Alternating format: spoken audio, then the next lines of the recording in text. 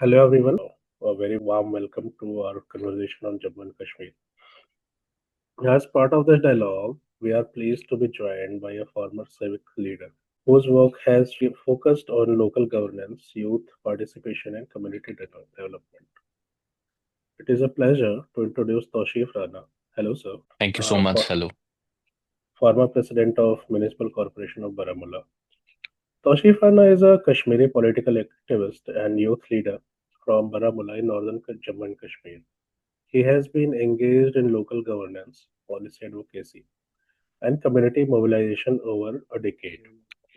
He was elected president of Municipal Council of Baramulla in April 2019, becoming one of the youngest leaders to hold the city's leadership and development role. During his tenure, he focused on local development, community engagement, and strengthening grassroots governance, contributing to a renewed development discourse in the town.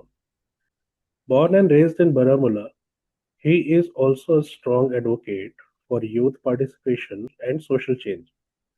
He co-founded the Global Youth Foundation and has been associated with JNK Policy Institute, working to engage youth people in civic and social issues. Welcome to the show, sir. Thank you so much.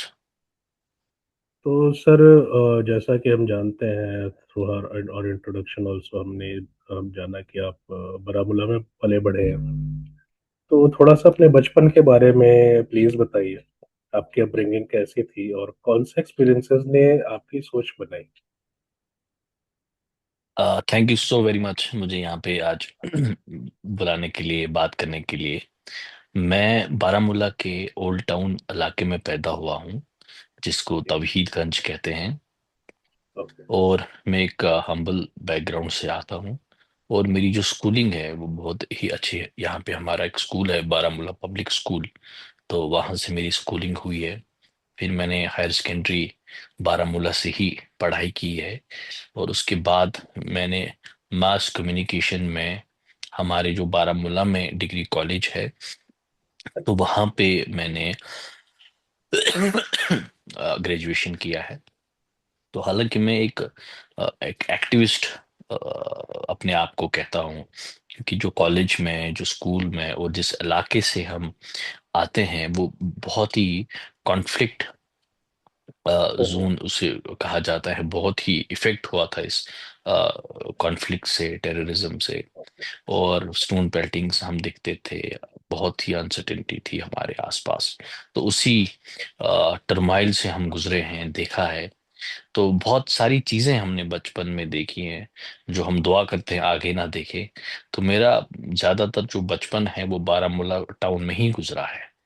और यहीं पे फिर मैंने अपना एक छोटा मोटा जो एक एनजीओ है, ग्लोबल यूथ फाउंडेशन करके, मैंने एक डायलॉग इनिशिएट किया। क्योंकि यहाँ पे मैंने देखा था कि जो जो रैशनल वॉइसेस है, जो सेन वॉइसेस है, जो डेवलपमेंट की सोच रखते हैं, जो प्रोग्रेस की सोच रखते हैं, प्रॉस्पेरिटी के बारे में सोचते हैं, तो उनको कोई स्पेस नहीं था यहाँ पे। उनका कहीं पे उनको बात करने का मौका नहीं दिया जाता था, क्योंकि फेयर इतना था कि इंसान डर जाता था। तो फिर मैंने छोटा मोटा करके एक डायलॉग स्टार्ट किया अपने दोस्तों के साथ, अपने लोगों के साथ। तो फिर ये मेरा जो कारवान है वो आगे बढ़ता गया। वाह। वाह। तो सर, आपकी बात सुन के ऐसा लग रहा है कि कश्मीर में ग्रो अप करना सिर्फ एक पर्सनल जर्नी नहीं होती है। मतलब हालात, माहौल, पॉलिटिक्स सब ऐसे होते हैं। आपने भी शेयर किया कि कॉलेज में भी काफी चीजें आपको फेस करनी पड़ी होंगी ऑब्वियसली। सो आप मेरा क्वेश्चन ये नेक्स्ट था कि आप किसी पॉलिटिकल फैमिली से आते नहीं हैं, फिर भी आपने कश्मीर में एक्टिविज्म, इंडिपेंडेंट पॉलिटिक्स का टफ रास्ता चूज किया। ऐसे कौन से मोमेंट्स थे जहाँ पे आपको लगा कि नहीं, अब कुछ करना पड़ेगा यहाँ के लिए? देखिए, जब मैं कॉलेज में था तो मुझे एक बारी दिल्ली जाने का मौका मिला। तो मैं अच्छा। वहाँ पे दिल्ली यूनिवर्सिटी में, मेरे कोई दोस्त पीएचडी करते थे इंग्लिश में। तो मैं वहां गया, तो मैंने वहां माहौल बड़ा अच्छा देखा कि डिबेट हो रहा है, डिस्कशन हो रहा है, एक दूसरे के पॉइंट ऑफ व्यूज जो है वो बड़े रेस्पेक्टफुली सुनाई सुने जा रहे टोटल हैं। कम्युनिकेशन। और और उसके साथ साथ ये मैं फिर जेएनयू में चला गया, तो वहां पे जो मैंने माहौल देखा, तो जिस तरह से वहाँ डिबेट्स डिस्कशंस हो रहा था, चाहे कोई किसी के व्यू से एग्री करता है नहीं करता है, लेकिन एक एक माहौल बहुत अच्छा था, तो मैं बड़ा इंस्पायर हुआ। ये दो यूनिवर्सिटीज में जाके मैंने देखा।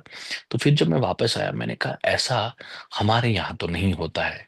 2010-11 की बात कर रहा हूँ मैं।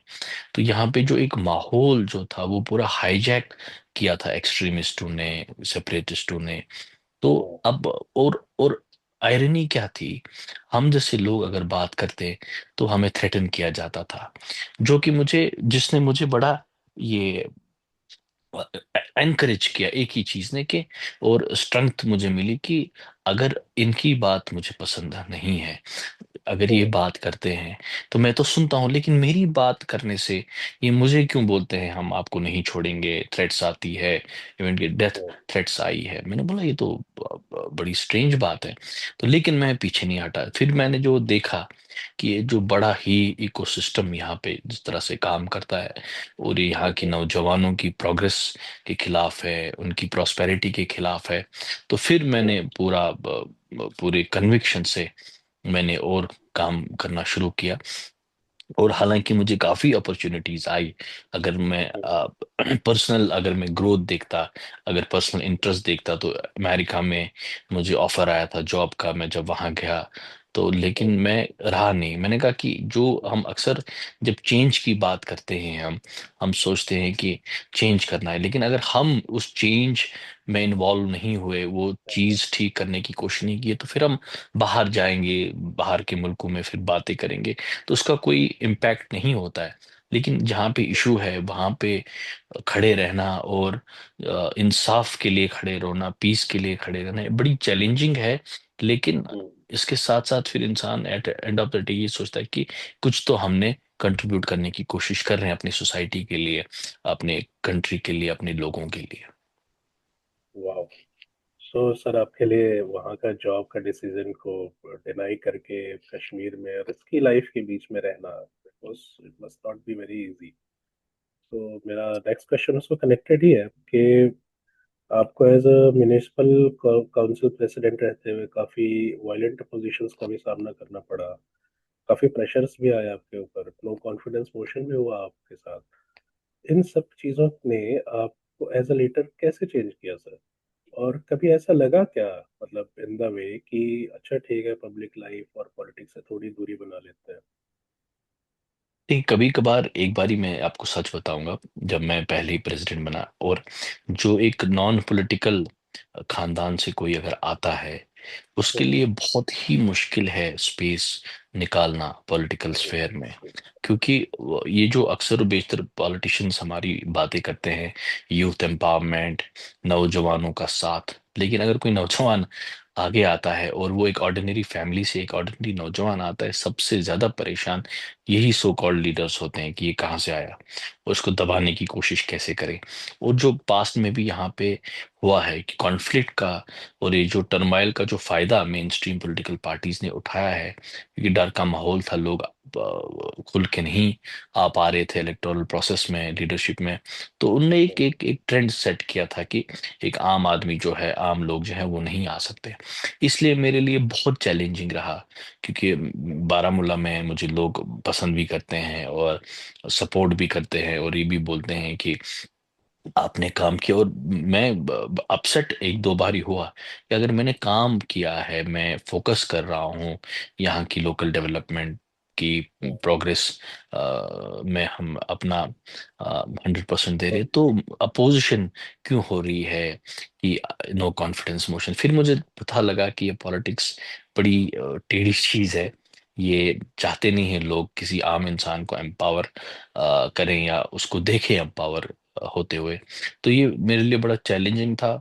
और साथ ही साथ में मुझे इसने बड़ा ये एनकरेज भी किया कि आप अगर लड़ रहे हो कुछ अच्छी चीज के लिए और अपने लोगों के लिए, तो फिर जो आपकी फाइट है वो वर्थ है, फिर जो आपका स्टैंड है वो वर्थ है कि नहीं आप कुछ अच्छा कर रहे हैं, कि आप चेंज कर रहे हैं। तो और अगर मैं कुछ नहीं करता होता, मैं कुछ काम नहीं करता होता, शायद मेरी अपोजिशन नहीं होती।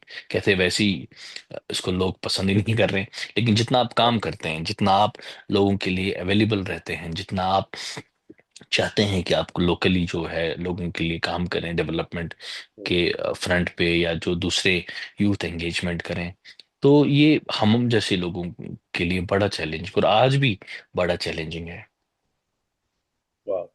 सो लोगों के सपोर्ट ने, लोगों के प्यार मोहब्बत ने आपको काफी एनकरेज किया और आप सिस्टम में रहे और अंदर रह के आपने काफी फाइट करी। तो म्युनिसिपल प्रेसिडेंट के तौर पे बारामूला के लिए आपकी सबसे बड़ी प्रायोरिटीज क्या रही होंगी उस टाइम पे? और अगर आप पीछे मुड़ के देखें तो आपको क्या लगता है कि आप कितने सक्सेसफुल हुए थे? सबसे चैलेंजिंग जो काम था, और जो मेरे दिल के करीब इलाका है यहाँ पे, वो ओल्ड टाउन बारामूला है, जो इस ओके। टर्माइल में बड़ा ही महरूम रहा डेवलपमेंट से। वहाँ पे काम नहीं हो पाया, और वहाँ पे पॉलिटिशियंस ने भी कभी एंगेज करने की नहीं कोशिश की लोगों की। उसको बस एक स्टेरियोटाइप था कि यहाँ पे लोग डेवलपमेंट के साथ नहीं है, पीस के साथ नहीं है, चलो इनको पीछे धकेल दो। एक एक मुझे लगता है कहीं ना कहीं गवर्नमेंट का यहाँ पे वो एक बन गया था इनके लिए। तो मैंने वहां से शुरू किया, ओहो। ओल्ड टाउन बारामूला से। मतलब वहां पे मुझे आज भी लोग दुआएं देते हैं कि यहाँ पे सीढ़ी आज तक नहीं बनी, ये लाइट्स आज तक यहाँ पे नहीं लगी, ये जो बड़े छोटे मोटे जो बेसिक फैसिलिटीज है या। वो नहीं हुआ। तो मैंने वहां से शुरू किया। मैंने कहा नहीं, जहाँ से मैं पैदा हुआ हूँ, जहाँ पे लोगों को एक वो समझा जाता था ये कि यहाँ के है ही नहीं, तो उनको मैंने इन्वॉल्व किया। उनको एक मैंने स्पेस वहाँ पे क्रिएट की जहाँ पे वो लोग आ सकते थे, अपनी बात रख सकते थे। तो फिर हमने वो गार्बेज डिस्पोजल की बात की, डोर टू डोर कलेक्शन जो था हमारा, वेस्ट डिस्पोजल, उसकी बात की। तो कहीं ना कहीं खासकर जो लोग थे, उनको लगा पहली बार नहीं, हमें भी कोई शायद पूछ रहा है हमारे साथ। और सजेशंस, मैंने कहा आप मुझे सजेशन दे, मैं छोटा हूँ, मुझे उतना एक्सपीरियंस नहीं है, आप मुझे सिखाएं भी कि क्या क्या कमी है, कहाँ पे क्या किया जा सकता है। तो वो एक माहौल इतना चेंज हो गया कि जहाँ पे कि जो रिसेंट इलेक्शंस हुए हमारे, वहाँ पे बहुत अच्छे खासे वोट डाले, जो कि कभी एक्सपेक्ट नहीं करते थे कि उस इलाके से वोट पड़े। वाह। तो जैसा कि आपने बताया, इनिशियली टू वे कन्वर्सेशंस नहीं होते थे, आपके एफर्ट्स के थ्रू टू वे कन्वर्सेशंस होने लगे, लोगों को आपके छोटे छोटे वर्क्स समझ में आने लगे, लोगों ने आपके सजेशंस भी शेयर किए। तो इन सब के बीच आज के कश्मीर में ग्रास रूट जो डेमोक्रेसी है उसको आप कैसे देखते हैं? आपने कुछ चैलेंजेस अभी बताए, एडिशनली स्पेशली यूथ के अराउंड, और क्या बिगर चैलेंजेस हैं, और आपने और क्या क्या अपॉर्चुनिटीज आपको लगती हैं कि वहाँ पे है अभी? इस कॉन्फ्लिक्ट के चलते मुझे लगता है सबसे बड़ी जो कैजुअलिटी थी जम्मू एंड कश्मीर में, वो थी डेमोक्रेसी। क्योंकि यहाँ पे कभी ग्रास रूट डेमोक्रेसी को पनपने ही नहीं दिया लोगों ने। और इस कॉन्फ्लिक्ट का बेनिफिशरीज बहुत थे, एक्सट्रीमिस्ट भी थे, main so called main stream वाले भी थे। तो जो हमने एब्रोगेशन के बाद, जो हमने म्यूनसिपैलिटी इलेक्शंस देखे हैं, जो पंचायत इलेक्शंस देखे, जो कि ग्रास रूट डेमोक्रेसी है, जहाँ जो एसेंस है डेमोक्रेसी का, तो जब वो आपका डेवलपमेंट हो जाती है और लोग इन्वॉल्व हो जाते हैं ग्रास रूट्स पे, तो एक डेमोक्रेसी का जो इंस्टीट्यूशन है, ये एम्पावर हो जाता है। लोगों को अपने राइट्स का पता चल जाता है, वोट की वैल्यू समझ आई है आज के टाइम में। इवन कि जब बहुत टाइम इलेक्शंस नहीं हो रहे थे, तो जम्मू कश्मीर के लोग कह रहे थे इलेक्शंस होने चाहिए, इलेक्शंस होने चाहिए। क्योंकि अब इनको लग रहा था कि ये इलेक्शन कितना इम्पोर्टेंट है, ये जमहूरियत कितनी इम्पोर्टेंट है। तो जब एब्रिगेशन के बाद जो म्यूनसिपैलिटी पंचायत के इलेक्शंस हुए, तो जिस तरह के लोगों ने इसमें अपना क्या कहते हैं इन्वॉल्व हुए, जिस जिस तरह पे इन्वॉल्व हुए, तो ये तो एक कंट्रीब्यूशन।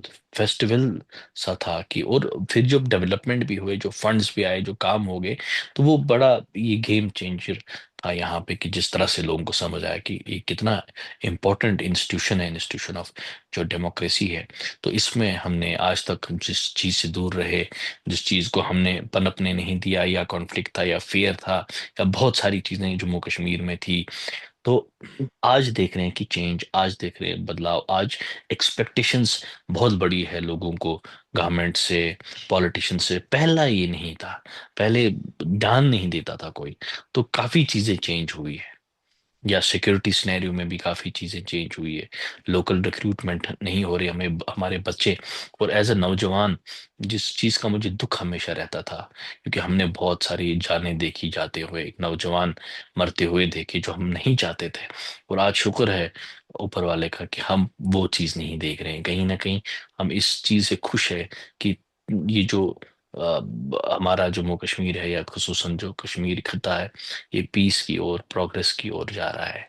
तो मतलब जहाँ पीस होगा तभी प्रोग्रेस होगा, तभी प्रोस्पेरिटी आएगी, डेवलपमेंट होगा। पहले तो यहाँ पे सबसे इम्पोर्टेंट जो थी, पीस को बहाल करना था। और आहिस्ता आहिस्ता गवर्नमेंट की भी कोशिश है, और लोग भी चाहते हैं कि अब बहुत हमने सह लिया, बहुत जो टेररिज्म यहाँ पे जिस तरह से चलता आ रहा था, या जो हमारा हमसाया मुल्क है, उनको भी समझना चाहिए कि कश्मीरियों को पीस की सांस लेनी देनी चाहिए। यहाँ पे जो टेररिज्म को बढ़ावा दे रहे थे वो बंद करना चाहिए।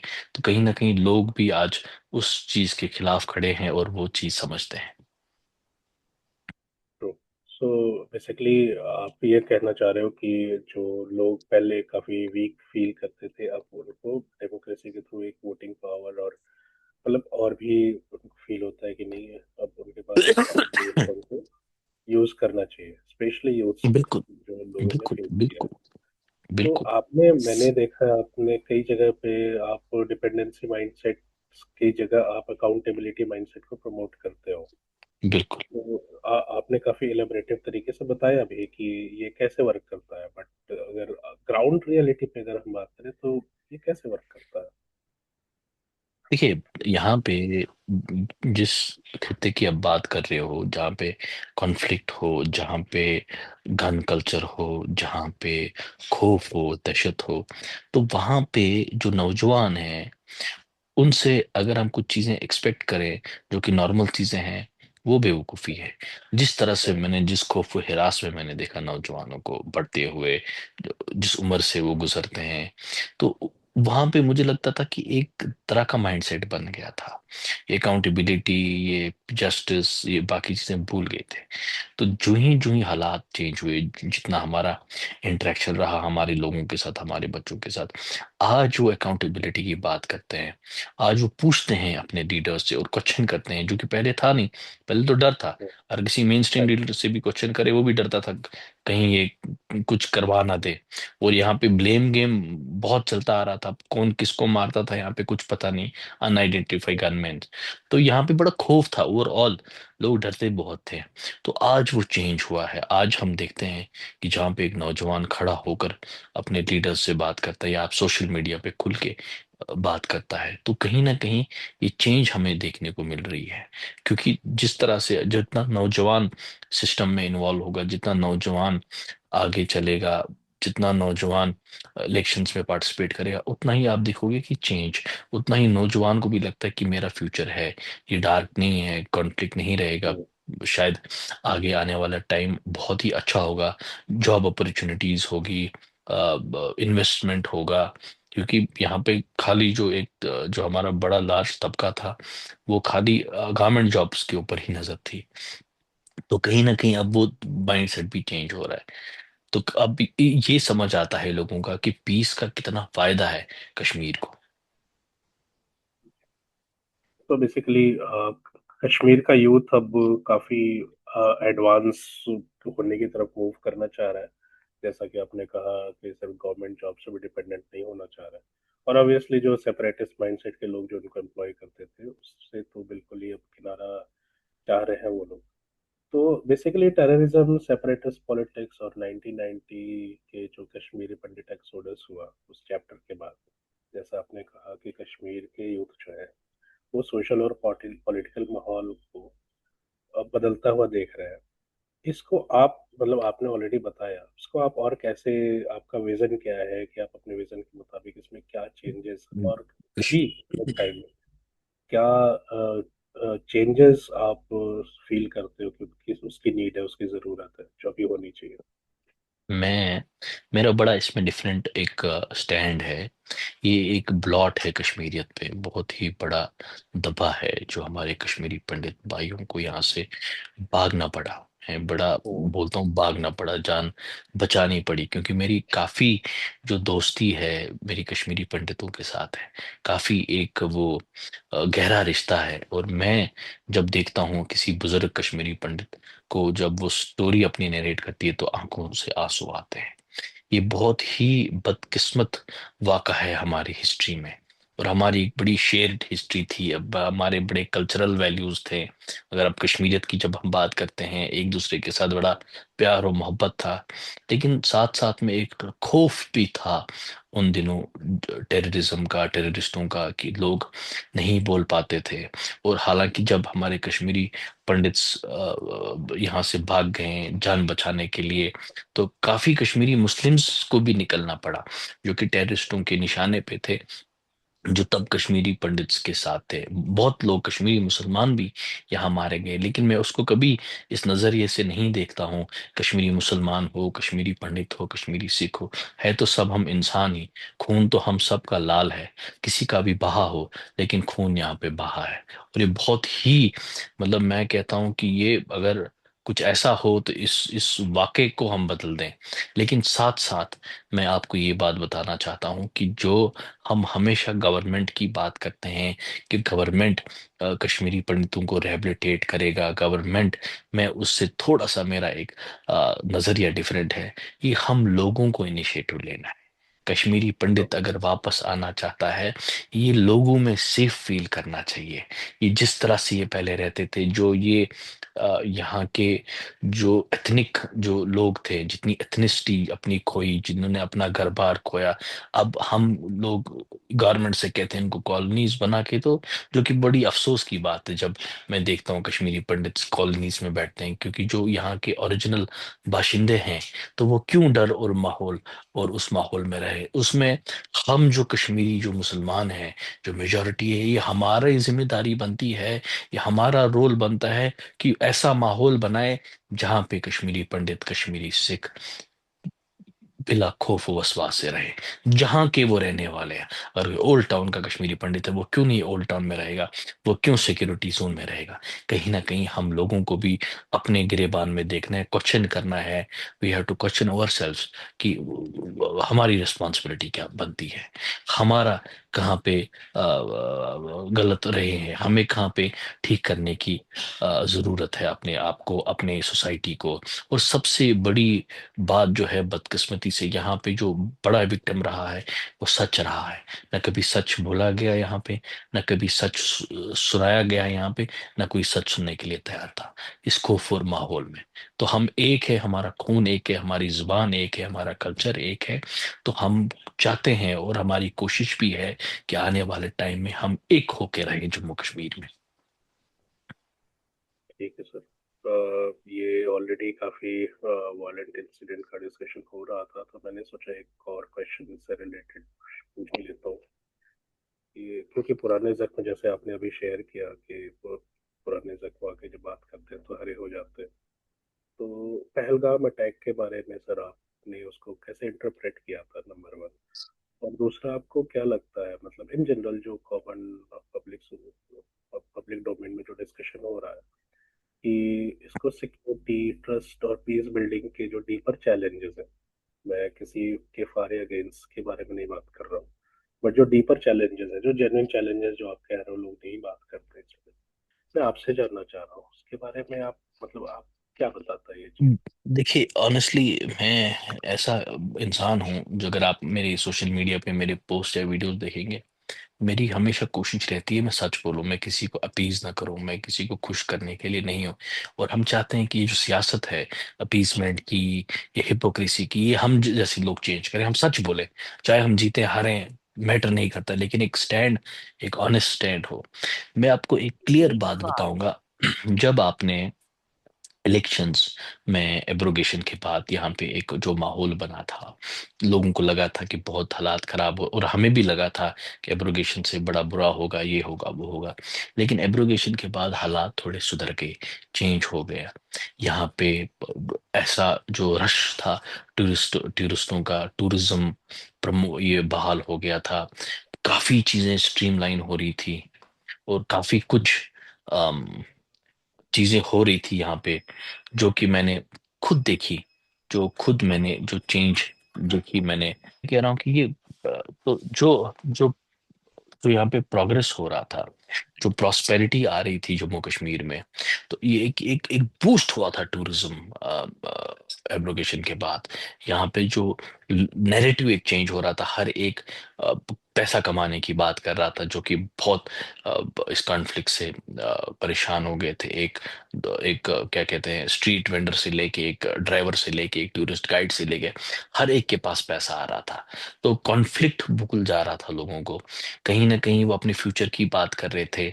तो ये सीधा जो प्लान था हमारे हमसाए मुल्क का, ये यहाँ पे प्रोग्रेस नहीं देखना चाह रहे हैं, क्योंकि पाकिस्तान का जो स्टैंड है, जहाँ पे ये अपने आप को खड़ा रखते हैं, ये कॉन्फ्लिक्ट की वजह से, ये खून खराबे की वजह से कहीं पे रेलिवेंट रहते हैं।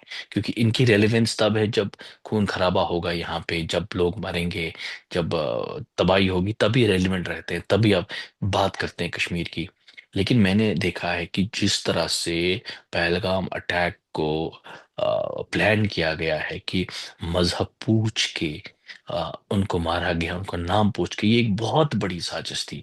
ये पूरे कंट्री में ये चाह रहे थे कि लोग आपस में लड़े झगड़े। ये जो जिस जिस जिस अमन से हिंदू मुस्लिम रहता है हमारे भारत में, एकता की जो हम मिसाल है, तो ये कोशिश कर रहे थे कि हम ऐसा माहौल क्रिएट करें पूरी कंट्री में, जहाँ पे एक दूसरे को लड़े मजहब के नाम पे, जो कि फेल हो गए हैं ये। क्योंकि पूरा जम्मू कश्मीर आपने देखा खड़ा था उन विक्टिम्स के साथ, और बहुत ही बदकिस्मती का आलम हमने वहां पे देखा पहलगाम में। और कुछ जो हमारे वहां पे मुसलमान भाई थे, जिन्होंने अपनी जान पे खेल के वहां पे आगे गए हैं, कुछ टूरिस्टों को बचाने की कोशिश की, और रिसेंटली उनको नेशनल अवार्ड से भी सम्मानित किया गया। तो कहीं ना कहीं उनका जो ये जो प्लान था, ये फेल कर दिया, और ये फेल कर दिया है हमारे भारत के लोगों ने। इन्होंने ये दिखाया कि हम एक है, आप हमें मजहब के नाम पे नहीं डिवाइड कर सकते हो। आप हमें, क्योंकि ये जो साजिश थी, ये बड़ी गहरी साजिश थी पाकिस्तान की तरफ से, क्योंकि वहां पे लोगों को ये देखना पसंद नहीं करते थे कि यहाँ पे जो चीजें चेंज हो रही है, लोग अब हम भूल रहे हैं, कॉन्फ्लिक्ट और एक्सट्रीमिज्म और सेपरेटिज्म बहुत कम हो गया, तो उनका जो रेलिवेंस वो कम हो रहा था। और इस रेलिवेंट रहने के लिए ये सब हरकतें इन्होंने की, और जो पहले से करते आ रहे हैं। और इवन कि मैं पाकिस्तान के अवाम से भी अपील करता हूं कि आप अपने मुल्क को सुधारने की कोशिश कीजिए। आपका मुल्क देखो, दुनिया भर में बदनाम है, हालात वहाँ खराब है, कुछ सिस्टम ही नहीं है। तो उनको अपना मुल्क देखना चाहिए, न कि हमारे यहाँ वो इंटरफेयर करे, और मतलब ना, अब वो घर से भी गए, गार्ड से भी गए।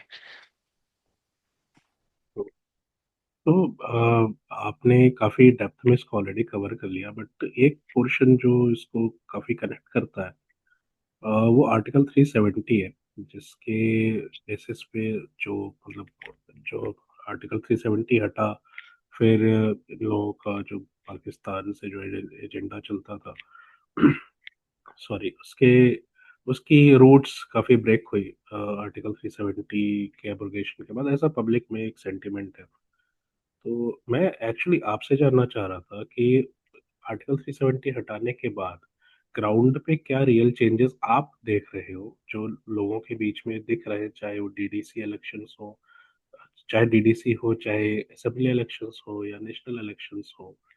आप ऑलरेडी कह रहे हो, आप और हम ये देखते भी हैं एवरीडे की लोग डेमोक्रेटिक प्रोसेस फॉलो कर रहे हैं, स्ट्रीट्स पे लोग काफी वेलकम कर रहे हैं, और काफी इलेक्शंस में भी शो शो कर रहे हैं, वो आ रहे हैं, अपने वोट्स कास्ट कर रहे हैं।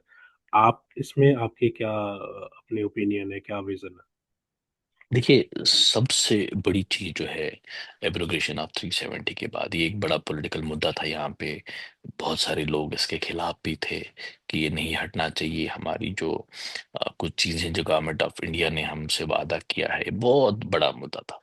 लेकिन एज अ नौजवान, एज अ कॉमन कश्मीरी, में एक चीज आपको दिल से बताना चाह रहा हूँ। सबसे बड़ी चेंज जो हमने देखी कि यहाँ पे नौजवान अब बंदूक नहीं उठाता। तो इससे बड़ा क्या हो सकता है?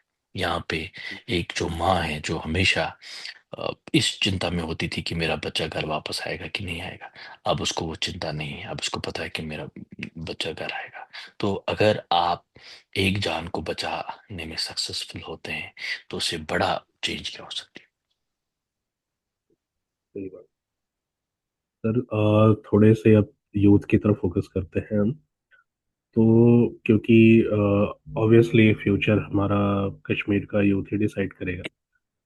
तो आपके हिसाब से जो कश्मीर का यूथ सॉरी। है, उसका पॉलिटिकल और इकोनॉमिक फ्यूचर हम कैसे, मतलब एज अ पॉलिटिशियन आप, या और जो भी आपके पहले या बाद आए, या फ्यूचर में जो पॉलिटिक्स में यूथ जाना चाहे, वो कैसे इसको चेंज कर सकते हैं? और इंटरफेथ इंटर कम्युनिटी डायलॉग्स इसमें कितने इंपॉर्टेंट होते हैं? जैसा आपने बताया, पहले वन वे डायलॉग होता था, फिर म्यूचुअल शेयरिंग की बात हुई, लोग बातें सुनते थे, आपसे अपने ओपिनियन शेयर करते थे। तो similarly interfaith inter community dialogues कितने इंपॉर्टेंट है इस चीज़ के लिए? देखिए, बहुत ही इम्पोर्टेंट सवाल आपने किया। और मैंने जो पहले ही बोला कि इंटरफेथ डायलॉग बड़ा इम्पोर्टेंट है, जो हमने इनिशिएट किया है काफ़ी सालों से। क्योंकि अगर आप एक दूसरे को जानते नहीं हैं, एक दूसरे के साथ बात नहीं करेंगे, तो फिर हमारा जो फ्यूचर है वो सेफ नहीं है, सिक्योर नहीं है, ब्राइट नहीं होगा। क्योंकि जो हालात यहाँ पे रहे हैं, तो मुझे लगता है कि जिस तरह से नौजवान जो है, जो नई पीढ़ी जो है, ये एक डिफरेंट माइंडसेट को लेके चल रही है आगे। और जितना इन्वॉल्व ये हो रही है, चाहे इंटरफेथ डायलॉग हो, चाहे हमारे जो सिस्टम में इन्वॉल्वमेंट हो, या जो यंग हमारे जो नौजवान हैं सिविल सर्विस में आ रहे हैं, तो उससे हम हम्म। देख सकते हैं एक एक एक चेंज आ रहा है हमारे जम्मू कश्मीर में। और उससे इम्पोर्टेंट चीज़ ये हैं कि हम सब नौजवान जो है, चाहे कश्मीरी पंडित है, चाहे कश्मीरी मुसलमान है, हम जो यहाँ पे हुआ है उसको हम बदल नहीं सकते हैं। लेकिन जो हमारा फ्यूचर है, उसके लिए हम मिल के काम कर सकते हैं, जहाँ पे एक एक बड़ा ही पीसफुल, एक सेकुलर माहौल बनाए, जहाँ पे हर एक की बात रखी जाए, सुनी जाए, बताई जाए। जो जिस मजहब से आता है, जो जिस कल्चर से आता है, जो जिस हिसाब से अपना काम करना चाहता है, वो इस हिसाब से काम करे। जब तक हम नौजवान इसमें इन्वॉल्व ना हो, और मुझे बिल्कुल। जो लग रहा है फ्यूचर में कि नौजवान इन्वॉल्व हो रहा है एक बेटर फ्यूचर के लिए, तो ये एक इंशाल्लाह ताला आने वाले टाइम में बड़ा आप देखेंगे कि जो इकोनॉमिक ग्रोथ है जम्मू कश्मीर की, वो भी आगे बढ़ेगी। यहाँ पे जो प्रॉस्पेरिटी है वो होगी। तभी जब हम आस आपस में रिश्ते ठीक रखें, आपस में जो रंजिशें हैं वो दूर करने की कोशिश करें, एक उसमें एक सिंसियर एफर्ट चाहिए आपका। तो जो मुझे लगता है आज के टाइम में लोगों का है, जो नौजवानों के दिलों में है, चाहे कश्मीरी पंडित हो, चाहे कश्मीरी मुसलमान हो, आगे मिलजुल के हम इस जम्मू कश्मीर का फ्यूचर बदल सकते हैं। अग्री। आज का यूथ एटलीस्ट ओपन माइंडेड है इंटर कम्युनिटी और बिल्कुल, इंटरफेथ बिल्कुल। डिस्कशन के लिए। सो इससे कनेक्टेड एक और ये रिसेंटली आ भी रहा है अपने सामने। आपके आपके थॉट्स कश्मीर सॉलिडेरिटी डे के बारे में क्या है? और ऑनेस्टली, अगर जो अभी तक सो फार डिस्कशंस हुए हैं हमारे, उसके बेसिस पे अगर वो कौन सा डे है? मैं कश्मीर सीरियसली, सॉलिडेरिटी डे वो कौन मनाते हैं? मनाते हैं पाकिस्तान में शायद। देखिए, मैं आपको आपको एक बात बताऊं। जब मैं बाहर गया, जो हाँ मैं जी। अमेरिका में गया, मैं आपको बड़ी इंटरेस्टिंग बात बताऊंगा। अच्छा। तो मैंने काफी चीजें देखी वहां पे काफी लोग मिले। तो पाकिस्तान के लिए एक बिजनेस बन गया है। तो कुछ लोग जैसे यूके में भी है, जो अपने आप को कश्मीरी कहते हैं, जो कि है ही नहीं कश्मीरी। और वो कहीं ना कहीं ये ड्रामे जो करते हैं, उनको मुझे लगता है कि उनको ना कभी कश्मीर का ना जो एबीसीडी पता ना कभी रहे हैं यहाँ पे, ना किसी से कोई रिश्तेदारी, ना किसी से कोई लेन देन, ना यहाँ पैदा हुए हैं, तो वो बड़ा सॉलिडेरिटी डे मना रहे हैं। मैं बड़ा हैरान हूँ। और हम जैसे लोगों को वो थ्रेटन करते हैं कि आप लोग गलत हैं, और वो बाहर के मुल्कों में बैठ के ये जो प्रोग्राम बनाते हैं अपने, जो इनके जो फंड देने वाले जो लोग हैं, टू बी वेरी ऑनेस्ट, उनको खुश करने के लिए वो पोस्टर पेपर वाला काम करते हैं। उनको कोई वो कश्मीरी है नहीं। मैंने काफी फोटोज देखे हैं यूके में खास तौर पे, और यूएस में कुछ लोग बैठे हैं जिनको बारामूला और श्रीनगर का फासला नहीं मालूम है, लेकिन कश्मीर की बात करेंगे। क्यों? क्योंकि उनका नैरेटिव बिकता है, क्योंकि वो चाहते हैं उस नैरेटिव को जिंदा रखे, वो रेलिवेंट रहे, उनके पैसे आए। कश्मीर से, कश्मीरियों के साथ उनका कोई लेन देन नहीं है। किसी कश्मीरी को कभी उनने मदद नहीं की होगी, या किसी कश्मीरी को ये दूर दूर तक जानते नहीं है। लेकिन उनका जो एक नैरेटिव है जिसको जिंदा रखने की कोशिश करते हैं, ताकि वो रिलेवेंट रहे, ताकि वो अपने अपने रोजगार का मसला है उनके लिए, to be very hmm, honest. तो वो रोजगार चले उनके लिए। और हमने देखा है कि हमारा जो हमसाया मुल्क है उनकी हालत क्या, इकोनॉमी कहाँ उनकी पड़ी है। तो कहीं ना कहीं कुछ मुल्क चाहते हैं भारत जो है ये तरक्की ना करें, ये फंसा रहे हैं, तो वो भी इधर उधर पैसे वैसे दे के, आपको पता है हमें पता है सब कुछ, तो चलो इनको वो कहते हैं वो tie them with a small rope, ये वही है हालत। तो वो कभी सक्सेसफुल नहीं होंगे। जो ये मुझे एक वाजपेयी जी की बात मुझे आज याद आती है कि उन्होंने कहा कि अगर किसी ने यहाँ पे आग लगा दी जम्मू कश्मीर में, जब उनके घर में आग लगेगी तो वो बुझेगी नहीं। तो वो हम देख रहे हैं, अगर कोई किसी के घर में आग लगाना चाहता है और उसको फ्यूल करता है, तो जब उनके घरों में खुदा न खास्ता आग लग जाती है, तो फिर वो समझते हैं कि हमने दूसरों को कितना परेशान किया। तो इनका बिजनेस है, कोई सॉलिडेरिटी कुछ नहीं है, ड्रामे हैं। मैंने देखा है अपने वो बॉसेस को खुश रखने के लिए, ताकि उनका जो है काम धंधा है, बेरोजगार है लोग, तो उनका भी हम्म, रोजगार है, तो वो उनका चलता या, है। तो वो ड्रामे कर रहे हैं, उनको पैसे मिल रहे हैं, वो अपना हाँ काम हाँ, कर रहे हैं। बिल्कुल बिल्कुल। तो उससे कनेक्टेड एक यूथ। और क्वेश्चन है, बड़ा सिंपल सा, वन लाइन का आंसर भी आप दे सकते हो उसके लिए, कि जी जी जी, बताएं। इंटरनेशनल मीडिया कश्मीर को की रियल लाइफ, बिल्कुल रॉ एंड रियल लाइफ कैसे दिखा रही है, मतलब क्या देखिए, मैं बताऊंगा। अगर कश्मीर का बेड़ा गर्क किया है वो मीडिया ने किया है, मैंने देखा। चाहे हमारा नेशनल मीडिया क्यों ना हो, या इंटरनेशनल मीडिया की तो बात ही ना करे। मैंने ये बोला कि इनका एक नैरेटिव था हमेशा मीडिया का, और जो ग्राउंड पे जो रियलिटी है वो काफी डिफरेंट है। जो मैं भी देखता था जब इंटरनेशनल न्यूज़ देखता, तो मैं हैरान होता था, ये जम्मू कश्मीर की रिपोर्टिंग, हम भी तो यहाँ ही रहते हैं। और जिस नेगेटिव ब्रश से इन्होंने पेंट किया था जम्मू कश्मीर को, तो ये एक पूरा प्रोपेगेंडा था, पूरा पेड प्रोपेगेंडा था मीडिया का। लेकिन thankful to social media, जो आजकल जिसने चेंज किया, और आजकल आप देख रहे हैं कि कितना आई मीन डिफरेंस है, जो कि ये so called main stream media और हमारा जो सोशल मीडिया, जब अब लोग बात करते हैं, क्या कहते हैं, जो जो रियलिटी है वो नहीं दिखाई जा रही थी।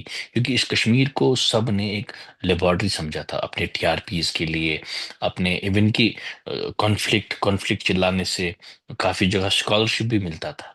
तो एक पर्सनल ग्रोथ के लिए लोगों ने इस कश्मीर की हालत बहुत बिगाड़ी थी, सबने यूज किया? ओके, सो बहुत आप, हाँ जी, मिस यूज किया। बहुत मिस यूज किया।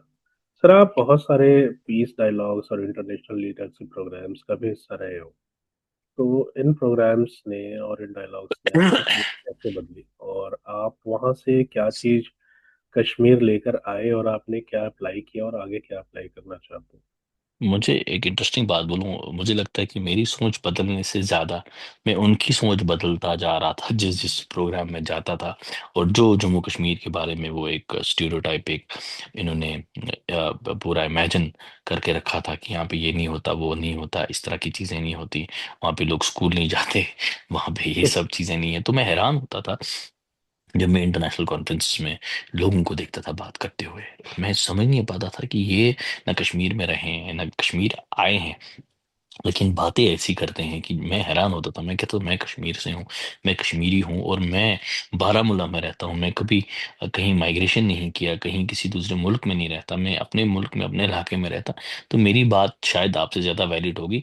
और आप और इन इन इन कॉन्फ्रेंस में एक इंटरेस्टिंग सी बात यह है, तो एक आम कश्मीरी को कश्मीर पे लेक्चर देते थे। तो वाह। मैं बड़ा हैरान होता था, यार भाई साहब, आपका तो ये ब्रेड एंड बटर का मामला बन गया है, लेकिन हम तो जीते हैं वहाँ, हम रहते हैं वहाँ और उस इलाके के लिए जीते हैं। तो बहुत सारी चेंज हुई, और कुछ कुछ चीज़ें जो पॉजिटिव चीज़ें थी वो मैंने इम्बाइब की, मैंने उस पे यहाँ पे काम किया, फोकस किया, कॉन्फ्रेंसेस की, लोगों को इकट्ठा करने की कोशिश की, एक एक एक सच और एक एक सिंसियर फ्यूचर के लिए, एक एक ब्राइट फ्यूचर के लिए, ताकि जो हमने देखा है, जिस दुख और दर्द और जो परेशानी से हम गुजरे हैं, हमारे नौजवान जो है, आने वाली जो पीढ़ी है, वो ना देखे, मेरे बच्चों को ये डर ना हो कि यहाँ पे धमाका होगा, यहाँ पे खून खराबा होगा, उसके लिए हम काम करें। तो यही मेरा बेसिक जो है, जो हम यहाँ पे करते हैं। तो सर एंड में बस जो आप कह रहे हो इसको ही थोड़ा सा और डीप में जाना चाहूंगा कि मतलब किन इनिशिएटिव्स, जो अगर आप कुछ नाम ले सको, जिन पे आप काम कर रहे हो अभी हाल फिलहाल में, और आगे के एक फ्यूचर के विजन क्या है आपके?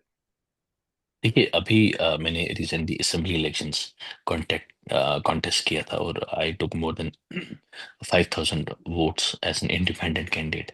तो कहीं ना कहीं लोगों को भी बहुत ही उम्मीदें हैं मेरे से। मैं कोशिश करता हूँ उसको मोबिलाइज करूँ, वो चैनलाइज करूँ, और लोगों के लिए अवेलेबल रहता हूँ, कोशिश करता हूँ काम करने की। और और सबको कोशिश करता हूँ कि वो इन्वॉल्व हो, कि हर एक इंसान जो है वो स्टेक होल्डर है पीस का, वो एक स्टेक होल्डर है प्रॉस्पेरिटी का, वो स्टेक होल्डर है अपने फ्यूचर का। तो खुसूसन जो यंग फेसेस है, वो काफ़ी इन्वॉल्व हो रहे हैं आजकल, और बारामूला में, और आप देखिए असेंबली में भी हमारी काफ़ी यंग वॉइसेस आई हैं, काफ़ी नौजवान एमएलएज आए हैं। तो कुछ ना कुछ हमें लगता है कि हम फ्यूचर एक डिफरेंट देख रहे हैं। तो हमारी यही कोशिश है कि हम फ्यूचर में लोगों को इन्वॉल्व करें, जो कि एक सही रास्ता है, जो एक पीस और प्रोग्रेस की तरफ जाता है। तो उसमें ही मेरा पूरा ये काम रहता है। और मैंने पास में जो ग्लोबल यूथ फाउंडेशन में, तो तब मुझे लगता है कि 19-20 साल का होऊंगा, 2010 में। तो जब मुझे समझ आया कि हमें लोगों को इन्वॉल्व करना है, फिर हमने एक ऑल्टरनेट कश्मीर करके एक ऑनलाइन प्लेटफॉर्म शुरू किया, जहाँ पे हम कश्मीर की ग्रोथ को दिखाते थे, कश्मीर के उस हिस्से को दिखाते थे जो आज तक किसी नेशनल मीडिया, इंटरनेशनल मीडिया ने नहीं दिखाया। एक बच्चा, गरीब बच्चा, जब वो एग्जाम पास करके अफसर बनता है, वो किसी ने नहीं देखा, उसका स्ट्रगल किसने नहीं देखा इस कॉन्फ्लिक्ट में रहते हुए। और कश्मीर इश्यूज जो है, जो जो यहाँ का हेल्थ सेक्टर है, यहाँ का एजुकेशन सेक्टर है, जितना वो मुतासिर रहा है, उसको किसी ने नहीं दिखाया। क्योंकि बड़े बड़े मुद्दों के लेके ये जो जो मेन जो मुद्दे हैं, जो बेसिक इश्यूज थे, वो दब गए थे। यहाँ पे जो विमेन के अगेंस्ट जो मसले थे, या चाइल्ड लेबर है, चाइल्ड अब्यूज है, उस पे काम नहीं किया। यहाँ पे उन चीज़ों को, जो जो जेन्युइन चीज़ें हैं, यहाँ पे हेल्थ, जो इंफ्रास्ट्रक्चर है, जो हेल्थ सेक्टर है, वो वीक हुआ। उन चीज़ों पे हम ध्यान देना चाहते हैं, जहाँ पे लोगों की लाइफ बेटर हो, जो कि एक आम कश्मीरी की जिंदगी में कुछ मायने रखता है। न कि कुछ चंद लोग जो बड़े बड़े मुल्कों में बैठ के हमें भाषण देते हैं, और अपना नैरेटिव और एजेंडा सेट करने के लिए अपनी वो इविल, जो इनकी नीड्स है और डीड्स है उनको, और जो उनके आकाओं को खुश रखने के लिए, वो प्रमोट सब हम करते हैं। नहीं कर। जी। बहुत बहुत धन्यवाद सर आपका। बहुत बहुत शुक्रिया। बहुत बहुत अच्छा लगा, क्योंकि जब हम आम ऑर्डिनरी कश्मीरियों की कोई बात सुनता है, किसी से हम बात करते हैं, हमें भी बड़ा अच्छा लगता है। क्योंकि आज तक यहाँ पे यही हुआ है, जो बड़ा आदमी था उसी की बात सुनी गई, जो बेचारा आम इंसान है, जो मेजॉरिटी है, जो जो चाहते हैं इसमें से निकले, उनमें से मैं भी एक हूँ। जब मैं अपनी बात करता हूँ, मैं उन सब नौजवानों की बात करता हूँ जो कि एक ऑर्डिनरी फैमिली से आके, लेकिन एक सपना है, वो पीस और प्रोग्रेस और प्रॉस्पेरिटी का लेके चलते हैं। जब आप जैसे लोग हमें सुनते हैं, हमें भी बड़ा अच्छा लगता है, ताकि ये उन लोगों की आवाज़ है, जो कि दबे हुए लोग हैं, जो मजलूम लोग हैं, जो इस डर और इस दहशतगर्दी से बोल नहीं पाए आज तक। और हमारे भी सर कोशिश यही है, क्योंकि इंटरनेशनल मीडिया तो आपने जैसे कहा ही सर्कस दिखा ही रहे हैं अपना, तो जी का जी। नॉर्मल कॉमन पीपल, आम आवाम की आवाज जहाँ तक हमसे पहुंच सके हम पहुंचाने की कोशिश करते हैं। बहुत बहुत धन्यवाद। बहुत thank you. Thank you so much.